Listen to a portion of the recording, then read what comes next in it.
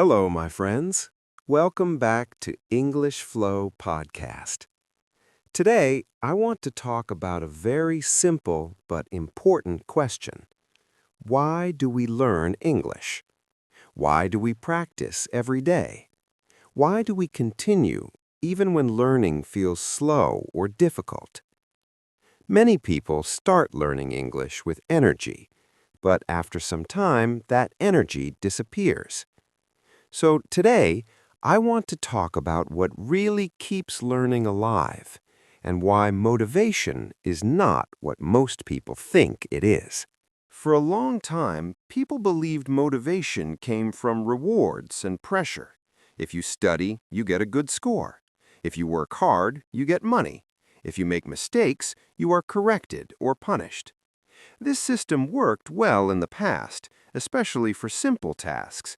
Factory work, repetitive jobs, clear rules, clear results. But learning English is not like that. Learning a language is not mechanical. You have to think.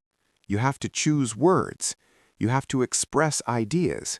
You have to make mistakes many times. And here is something very important. When learning requires thinking and creativity, external rewards often make things worse.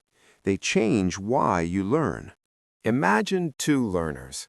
One learner studies English because she wants to speak with people. She wants to travel. She wants to understand the world. Another learner studies only for an exam, only for a certificate, only for a score. At first, both learners may study hard, but after the exam, something changes. The second learner often stops. The first one continues, not because she is smarter, but because her reason comes from inside. There are two kinds of motivation. External motivation comes from outside. Scores, money, praise, fear. Internal motivation comes from inside. Curiosity, growth, meaning. External motivation can start learning, but internal motivation keeps it going. And language learning needs time. It needs patience. It needs consistency. Many learners are afraid to speak English. They are afraid of mistakes. They are afraid of sounding stupid.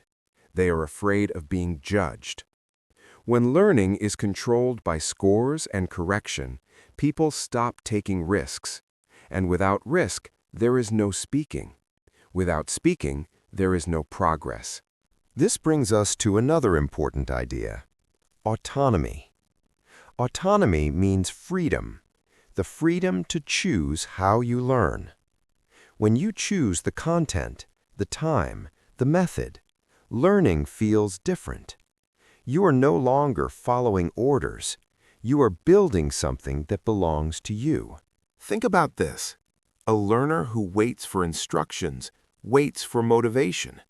A learner who chooses creates motivation.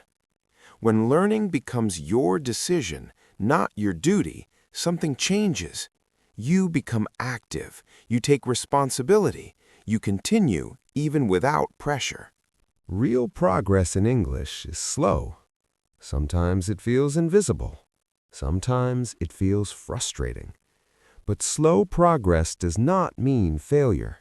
It means your brain is building deeper skills. Mastery is not fast. It is not exciting every day, but it is meaningful. Finally, let's talk about purpose. Why does English matter to you? Not exams, not teachers, not expectations, but your life, your future voice, your ability to connect, your ability to understand and be understood. When learning English connects to who you want to become, practice stops feeling heavy. Today, we talked about motivation, about freedom, about slow growth, about meaning. Remember this: you do not need to be perfect. You do not need to be fast. You only need to continue. A little English every day is more powerful than a lot of effort once in a while. Thank you for spending this time with me. If you enjoy slow, clear English like this, subscribe to English Flow Podcast. Come back tomorrow. We'll continue this journey together. I'm Alex. Take care and keep going.